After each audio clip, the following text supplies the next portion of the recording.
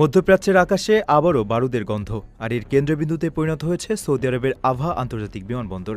ইয়েমেনের হুতি বিদ্রোহীদের অতর্কিত ক্ষেপণাস্ত্র ও ড্রোন হামলার পর সেখানে চরম আতঙ্ক বিরাজ করছে। নিরাপত্তার স্বার্থে দ্বিতীয় দিনের মতো রিয়াদ ও দুবাইগামী অন্তত ১১টি ফ্লাইট বাতিল করেছে কর্তৃপক্ষ।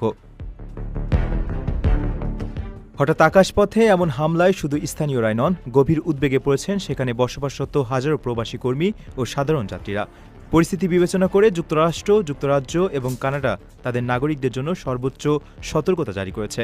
দেশগুলোর পক্ষ থেকে সীমান্ত এলাকা এড়িয়ে চলার পাশাপাশি যেকোনো মুহূর্তে নিরাপদ আশ্রয়ে যাওয়ার বা দেশ ছাড়ার প্রস্তুতি রাখতে বলা হয়েছে।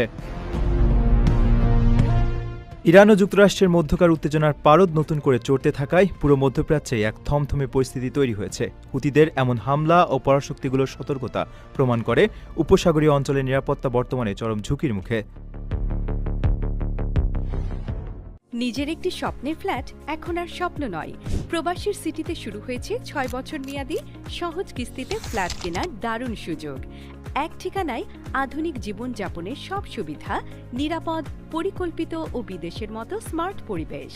আজই বুকিং করুন আপনার পছন্দের ফ্ল্যাট আর গড়ে তুলুন নিজের স্থায়ী ঠিকানা। বিস্তারিত জানতে কল করুন স্ক্রিনে দেওয়া নাম্বারে।